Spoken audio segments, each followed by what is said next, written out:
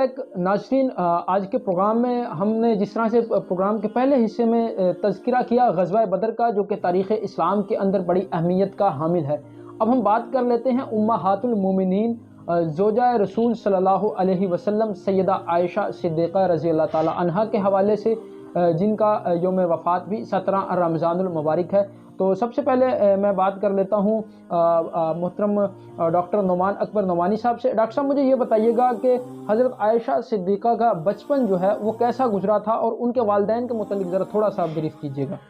حضرت عائشہ صدیقہ رضی اللہ تعالی عنہا کے والد محترم کسی تعارف کے محتاج نہیں، بالکل بالکل، اسلام کی سب سے عظیم ہستی حضور صلی اللہ علیہ وسلم کے بعد، بلکہ پوری کے پوری کائنات میں انبیاء کے بعد افضل بشر بعد الانبیاء سیدنا صدیق رضی اللہ تعالیٰ عنہ ہے۔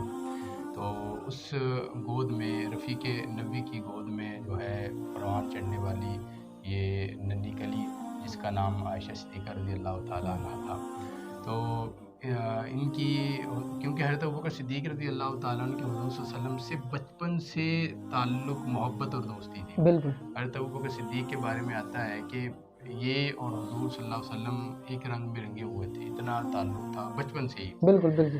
تو حضرت عائشہ صدیقہ رضی اللہ تعالیٰ عنہ اس بابرکت مبارک گھر میں جو ہے ان کی پرورش ہوئی، اور شروع سے ہی جو ہے انتہائی ذہین تھی، جو ہے کم عمر میں، مطلب تقریباً 9 سال کی عمر میں، بعض روایت کے مطابق جو ہے 7 بھی ہے، 11 بھی آتی ہیں، مختلف روایات ہیں تاریخی اعتبار سے۔ تو ان کی حضور صلی اللہ علیہ وسلم کے ساتھ جو ہے نکاح ہوا، رخصتی ہوئی اس کے بعد۔ تو یہ حضرت ابوبکر صدیق رضی اللہ تعالیٰ عنہ کی خواہش تھی کہ بیٹی صدیق کی ہو، حضور صلی اللہ علیہ وسلم کے نکاح میں ہو۔ بالکل، تو اللہ تعالیٰ نے ان کی ساری خواہشیں پوری کی۔ بالکل بالکل، بڑا عظیم مقام اور مرتبہ ہے سیدنا صدیق اکبر رضی اللہ تعالیٰ عنہ کا تاریخ اسلام کے اندر۔ اور میں محترم حضرت کمیر پور صاحب، آپ یہ بتائیے گا کہ حضرت ابوبکر صدیق رضی اللہ تعالیٰ عنہ کی لخت جگر سیدہ عائشہ صدیقہ کا حضور علیہ الصلاۃ والسلام سے جو نکاح تھا، وہ تو عمر جس طرح سے ڈاکٹر صاحب نے ذکر کر دیا، روایات مختلف آتی ہیں، ان کا نکاح کس نے پڑھایا تھا؟ یہ بڑا ایک تاریخی سوال ہے کہ ان کا نکاح کس طرح سے ہوا تھا۔ اصل میں تاریخی کتابوں میں یہ ذکر نہیں ہے کہ نکاح کس نے پڑھایا تھا، اچھا، اس سے کوئی سروکار ہے۔ جی ٹھیک ہے، لیکن چونکہ حضرت عائشہ صدیقہ رضی اللہ تعالی عنہ کی تربیت اس بابرکت گھر میں ہوئی جو حضرت ابوبکر صدیق کا گھرانہ تھا، جی جی، اور یہاں یہ بات بھی آپ یاد رکھیں کہ مردوں میں سے سب سے زیادہ جو اللہ کے رسول کی رفاقت نصیب ہوئی وہ حضرت ابوبکر صدیق رضی اللہ تعالی، بالکل اسی طرح سے، اور مردوں میں سے سب سے زیادہ رفاقت جیسے نصیب ہوئی وہ حضرت عائشہ صدیقہ رضی اللہ، خواتین میں سے حضرت عائشہ، خواتین میں سے۔ اور آپ نے جتنے بھی نکاح کیے نا، کم و بیش 11 نکاح آپ نے کیے، ان میں سے صرف حضرت عائشہ صدیقہ رضی اللہ تعالی عنہ تھی جو ان میرڈ تھیں، کنواری تھیں۔ باقی جتنی بھی ازواج مطہرات ہیں وہ شادی شدہ تھیں یا بیوہ تھیں یا جو بھی تھا، لیکن صرف حضرت عائشہ۔ اور اس میں حکمت یہ بیان کرتے علماء کرام کہ آپ صلی اللہ علیہ وسلم کی حیات مبارکہ کے ان پہلوؤں کو جو خاص طور پر خواتین سے تعلق رکھتے ہیں یا گھریلو معاملات سے تعلق رکھتے ہیں، ضرورت تھی ایک ایسی خاتون کی جو آپ کے شب و روز لیل و نہار کو دیکھے اور آپ کی ساری مصروفیات کو پھر وہ روایات کے ذریعے صحابہ کرام تک، امت تک پہنچائے۔ اس لیے اللہ تعالیٰ نے آپ کا انتخاب کیا حضرت عائشہ صدیقہ نبی کریم صلی اللہ علیہ وسلم کے ساتھ نکاح کے لیے۔ جی جی، تو وہ یہ روایات میں بھی آتا ہے محترم کہ حضرت جبرائیل امین حضرت عائشہ صدیقہ کی تصویر لا کر دکھاتے رہے خواب کے اندر حضور علیہ السلام۔ جی بالکل، یہ بھی ہے اور یہ ان کی شان اور مرتبے، یہ فیصلہ آسمان پہ ہوا۔ بالکل نہیں، یہ کوئی معمولی بات تو نہیں ہے نا۔ بالکل بالکل، آسمان پہ فیصلہ ہوا، آپ کو تصویر دی، جبرائیل لے کر آئے۔ پھر یہاں تک بھی ہے، ڈاکٹر صاحب تشریف فرمائے، کہ اللہ کے رسول صلی اللہ علیہ وسلم کے بعد جبرائیل آئے اور آ کر کہا کہ مجھے اللہ تعالیٰ نے عائشہ کے لیے سلام دے کر بھیجا ہے۔ بالکل، سبحان اللہ۔ پھر بستر عائشہ پر وہی نازل ہوتی رہی۔ بالکل بالکل یہ ان کا مقام اور مرتبہ ہے. اللہ کے رسول کے ساتھ بستر پر. اور پھر آپ صلی اللہ علیہ وسلم کا جب انتقال ہوا تو آپ کی کیفیت بھی یہ تھی کہ آپ حجرہ عائشہ میں تھے اور حضرت عائشہ رضی اللہ تعالیٰ عنہ کی گود میں تھے. ان کی سینے کے ساتھ آپ کی کمر مبارک لگی ہوئی تھی اور اس حالت میں آپ کا انتقال ہوا. اس دار فانی سے رخصت فرمایا، پردہ فرمایا جو ہوا. تو حضرت ابوبکر صدیق رضی اللہ تعالیٰ عنہ نے اس موقع پر اس اختلاف کی وجہ سے کہ نبی کو کہاں دفن کیا جائے تو آپ نے فرمایا کہ اللہ تعالیٰ کے رسول کی حدیث مبارکہ ہے النبی دفن حیث قبض، جہاں اس کی روح قبض کی جاتی ہے اس کو وہیں پر دفن کیا جاتا ہے اور آپ کے چارپائی کو اٹھا کر اس کے نیچے قبر بنائی گئی. یہ ساری چیزیں سیدہ عائشہ صدیقہ کے مقام اور مرتبے کو ظاہر کرتی ہیں. اس میں یہ بات بھی ہے کہ کوئی جتنا مرضی بکواس کر لے حضرت عائشہ صدیقہ رضی اللہ تعالیٰ عنہ کے بارے میں، لیکن اپنے آخری نبی کی قبر مبارک حجرہ عائشہ میں بنا کر اللہ تعالیٰ نے یہ بات کہہ دی کہ جس طرح میرا نبی سچا ہے اسی طرح میرے نبی کی بیوی عائشہ بھی سچی ہے. بالکل بالکل، اس میں تو کوئی شک نہیں ہے. جس طرح سے اللہ تبارک و تعالیٰ اپنے نبی کے جسم اطہر پر گندگی کو، میل کو، ایک حتیٰ کہ مکھی کو برداشت نہیں کرتا تو وہاں پھر وہ ازواج مطہرات کس طرح سے وہ تو یہ بات یقیناً کوئی مسلمان اس کا تصور بھی نہیں کر سکتا. محترم ڈاکٹر صاحب آپ یہ بتائیے گا کہ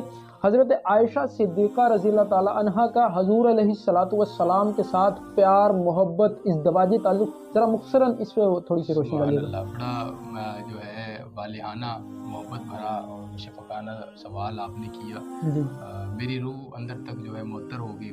سیدہ عائشہ صدیقہ طیبہ طاہرہ عفیفہ جو ہے تو اماں عائشہ صدیقہ رضی اللہ تعالیٰ عنہا کی محبت کا عالم یہ تھا کہ ایک دفعہ حضور علیہ الصلوۃ والسلام سے کسی صحابی نے عرض کیا رسول اللہ آپ سب سے زیادہ کس سے محبت کرتے ہیں؟ کیوں اپنا حضرت جی حضرت استاد اپنا سوال کیا گیا کہ آپ کس سے سب سے زیادہ محبت کرتے ہیں؟ حضور صلی اللہ علیہ وسلم سے. حضور علیہ الصلوۃ والسلام نے فرمایا کہ مجھے سب سے زیادہ محبت حضرت عائشہ سے ہے. صحابی جو ہے ذرا شرما گئے کہ اصل میرا مقصد یہ نہیں تھا، میں یہ پوچھنا چاہ رہا تھا کہ مردوں میں سب سے زیادہ محبت کس سے؟ حضور نے فرمایا عائشہ کے والد سیدنا ابوبکر صدیق رضی اللہ عنہ سے.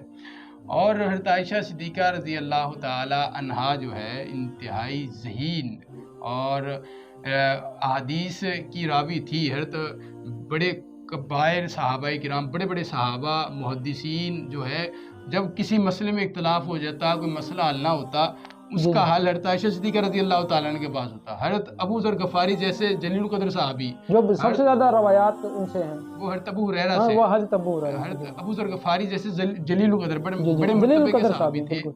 تو وہ حضرت عائشہ صدیقہ رضی اللہ تعالیٰ عنہ سے پڑھا کرتے تھے، بڑے بڑے صحابہ پڑھا کرتے. حضرت عائشہ سے 2210 روایات احادیث کی جو ہے ان کی راوی حضرت عائشہ صدیقہ رضی اللہ تعالیٰ عنہ. اسلام کے بڑے بڑے مسائل، جو مسائل کوئی نہ حل کر سکتا ان کا حل حضرت عائشہ صدیقہ رضی اللہ تعالیٰ عنہ. اسی طرح مردوں میں جن مسائل کا حل کسی کے پاس نہ ہوتا وہ حضرت علی شیر خدا رضی اللہ تعالیٰ عنہ کے پاس ہوتا تھا، جن کو حضور صلی اللہ علیہ وسلم نے علم کا باب کہا، علم کا دروازہ کہا. بالکل بالکل بالکل.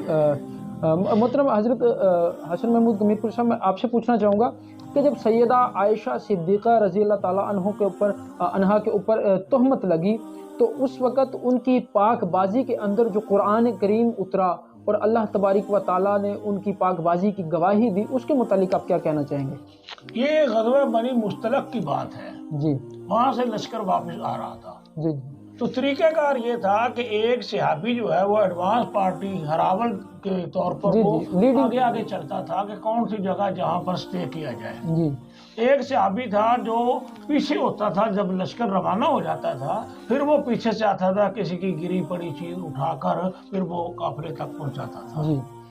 تو وہ حضرت عائشہ صدیقہ رضی اللہ تعالیٰ عنہ، اب تو آپ 40-50 سال پہلے چلے جائیں، ہمارے دیہاتوں میں رواج تھا کہ باہر کھیتوں میں پیشاب کرنے کے لیے بالکل اسی طرح سے وہ تو پھر 1400 سال پہلے کی بات ہے. بالکل. حضرت عائشہ صدیقہ رضی اللہ تعالیٰ عنہ گئیں اور سوئے اتفاق ان کا ہار گر گیا. صحیح. وہ ہار تلاش کرتے کرتے لیٹ ہو گئی، قافلہ روانہ ہو گیا، لشکر روانہ ہو گیا. وہ ڈولی تھی جس کو ہودج کہتے ہیں، جس طرح کسی زمانے میں پالکی دلہن کے لیے ہوتی تھی، ام المومنین اس میں تھی، اس کو اٹھا کر انہوں نے سواری پہ اوپر رکھ دیا. چونکہ آپ چھوٹی تھی، وزن میں ہلکی تھی، انہیں محسوس نہ ہو کہ اس میں کوئی ہے یا خالی ہے، انہوں نے رکھ دیا، لشکر چبا روانہ ہو گیا۔ جب آپ واپس تشریف لائیں وہاں کوئی بھی نہیں تھا، آپ بڑی پریشان ہوئی، انا للہ و انا الیہ راجعون پڑھا، آپ وہاں پر لیٹ گئی۔ پیچھے سے صحابی آئے جن کی ذمہ داری تھی پیچھے سے چیزیں وہ آئے، انہوں نے دیکھا اور حضرت عائشہ کو حجاب سے پہلے، پردے کو حکم سے پہلے دیکھا ہوا تھا، انہوں نے پہچان لیا، انہوں نے بھی انا للہ و انا الیہ راجعون پڑھا۔ اپنے اونٹ کو انہوں نے بٹھایا، ام المومنین کو اوپر بٹھایا، اور وہ نکیل پکڑ کر، اونٹ کی رسی پکڑ کر پیدل چلے، اور پیدل چل کے وہ قافلے کے ساتھ مل گئے، کوئی ایسا مسئلہ نہیں تھا۔ اور وہ جب اونٹ اٹھا اس کے نیچے ہار گرا ہوا تھا، تو بدبختوں کو، رئیس المنافقین عبداللہ بن ابی، ان کے ساتھیوں کو یہ موقع مل گیا ایک بات کو افواہ پھیلانے کا، بالکل۔ اور انہوں نے اتنا پروپیگنڈا کیا جس طرح آج ہمارے یہاں میڈیا وار ہے، جھوٹ بولتے جاؤ بولتے جاؤ بولتے جاؤ، یہاں تک کہ لوگ سمجھے کہ یہی سچ ہے۔ بالکل۔ حضرت حسان بن ثابت رضی اللہ تعالیٰ عنہ، شاعر رسول، مسجد نبوی کے رسول، جن کو اللہ تعالیٰ نے اپنے ممبر پر بٹھا اور کہا کہ میری نعت پڑھو۔ حضرت حمنہ، وہ خاتون تھی، حمنہ بنت جاش، وہ اس میں ہو گئی، حضرت صفوان بن معطل وہ اس میں مبتلا ہو گئی، خبر کو اس حد تک یعنی کہ وہ افواہ پھیلا دی گئی، افواہ پھیلا دی، صحابہ کرام متاثر ہو گئے اور انہوں نے بھی اس بات میں حصہ لینا شروع کر دیا، انہوں نے سچ جان لیا اس کو۔ لیکن اب دیکھیں حضرت یوسف علیہ السلام پر الزام لگا، الزام لگانے والے دنیا والے تھے، اللہ نے صفائی کا انتظام بھی دنیا والے وہ بچے کے ذریعے کیا۔ حضرت مریم علیہ السلام پر الزام لگا، نبی کی ماں تھی، ان کی صفائی کا انتظام بھی اللہ تعالیٰ نے زمین پر حضرت عیسیٰ علیہ السلام کے ذریعے کیا۔ لیکن جب باری آئی حضرت عائشہ صدیقہ رضی اللہ تعالیٰ نے، اللہ تعالیٰ نے اس روایت کو تبدیل کر دیا، الزام لگانے والے زمین والے تھے، اور اللہ تعالیٰ نے قرآن مجید میں یہ 18ویں پارے میں سورہ نور کا دوسرا اور تیسرا رکوع 16 آیات اللہ تعالیٰ نے آسمان سے نازل کی، اور یہ کہا کہ تمہیں تو کہنا چاہیے تھا کہ جب بھی تم یہ بات سنتے تم کہتے سبحانک ھذا بہتان عظیم، تم نے ایسی بات کیوں نہیں کی؟ رسول نے اللہ تعالیٰ نے ناپسند کیا۔ اور پھر اس ضمن میں ہمارے پاس 4 سبق ہے۔ پہلا سبق یہ کہ فوری تردید تمہیں کرنی چاہیے تھی، دوسرا سبق یہ تھا کہ اس کا تو کوئی گواہ ہی نہیں تھا، جب کسی چیز کا گواہ نہ ہو اس پر یقین کرنا، اس کو ماننا، یہ تو ویسے ہی درست نہیں ہوتا۔ تیسرا یہ ہے کہ بغیر کسی تحقیق کے بات کو آگے پھیلانا اتنا بڑا گناہ ہے، اگر اللہ تعالیٰ کا فضل نہ ہوتا تو تم پر اللہ تعالیٰ کا عذاب ہوتا۔ اور چوتھا یہاں پر یہ تھا کہ حرمت رسول، حرم رسول کی حرمت تھی، اللہ کے رسول کی۔ حضرت نبی علیہ السلام نے حضرت عمر رضی اللہ تعالیٰ مختلف لوگوں سے پوچھا کہ عائشہ کے بارے میں تمہارا کیا خیال ہے؟ قربان جائیے حضرت عمر فاروق رضی اللہ تعالیٰ عنہ کا، انہوں نے کہا اللہ کا رسول میں نہیں مانتا، آپ کے جوتے کے تلوے کو گندگی لگی ہو اللہ آسمان سے وہی نازل کر دے، اور آپ کے بستر پر ایسا مسئلہ ہو اور اللہ میں ماننے کے لیے تیار نہیں۔